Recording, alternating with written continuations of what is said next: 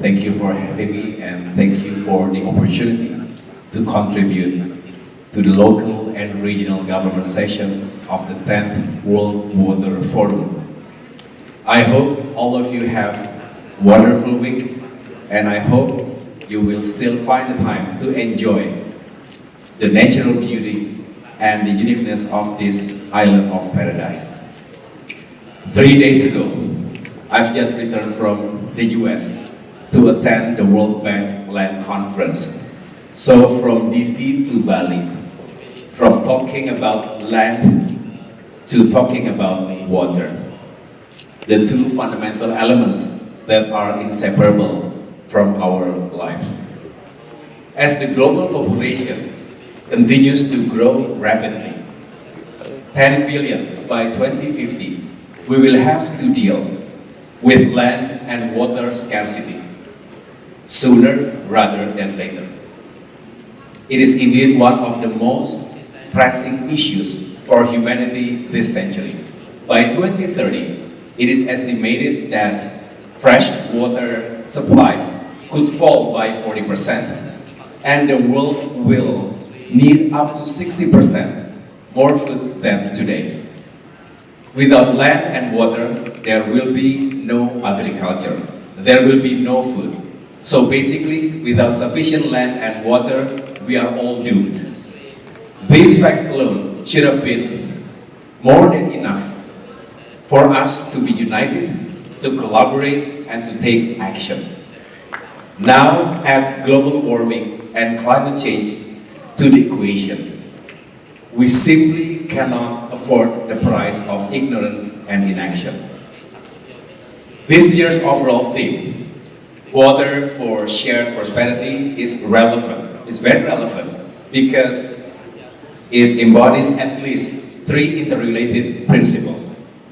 First, water management must always be oriented towards prosperity, which has a much broader meaning than material wealth. The scope of genuine prosperity also includes the state of success, happiness, and health.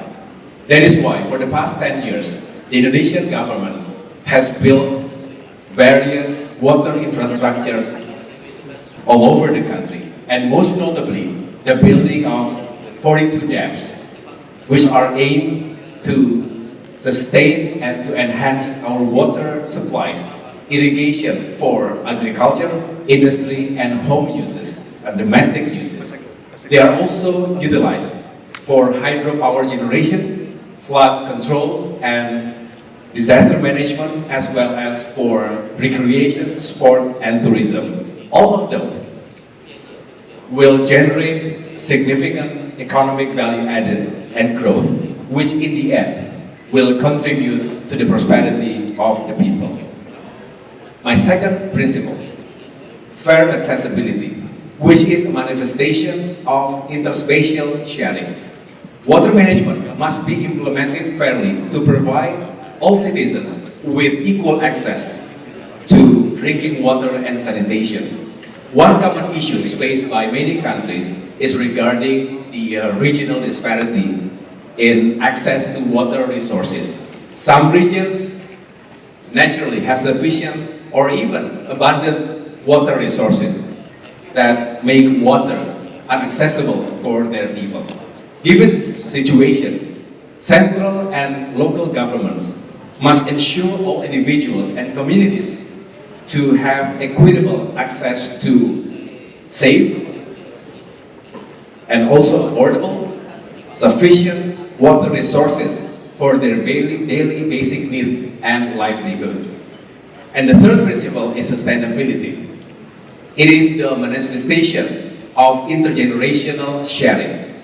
What we do and what we don't do today will shape our future.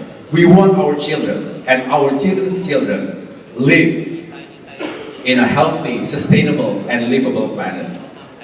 Therefore, fresh water must be utilized and preserved properly. It should not be overexploited, even for the sake of economic development and growth.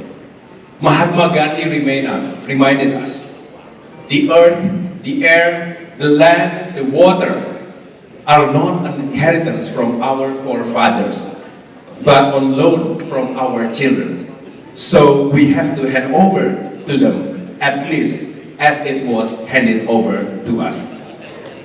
Excessive exploitation of water resources may improve the prosperity and fair accessibility for some people. However, it contradicts with the principle of sustainability. On the other hand, prosperity and sustainability can be attained for some groups, by some groups, through water monopolies or excessive water restrictions. However, they may hinder the fair accessibility of water for the wider community. Therefore, those three principles must be upheld by governments at all levels simultaneously and with a good balance, because that's the best way to realize the true meaning of shared prosperity. In order to implement the three principles of prosperity, fair accessibility, and sustainability, the central government or the national government must establish an institution with the authority and the capacity to integrate and synchronize all policies, strategies, and actions related to water management. And we can learn some of the best practices from countries that have established such institutions recently. For example, Canada in 2023, as well as Saudi Arabia and South Africa earlier this year. This so-called National Water Agency is aimed to tackle the imminent threat of water crisis. It should be agile and adaptive to be able to deal with an extremely broad dimension of water management, especially in order to prevent and mitigate the crisis. This agency should also be able to resolve the most common bureaucratic problems, which is ego-sectoral and also conflicting, overlapping interests among stakeholders. And at the same time, by providing effective leadership, this agency would be able to strengthen the cross-sectoral coordination and collaboration towards the attainment of water for shared prosperity. Finally, let us unite, let us collaborate through this prestigious forum. I hope we can come up with effective solutions and we can make immediate action. Thank you. Assalamualaikum warahmatullahi wabarakatuh.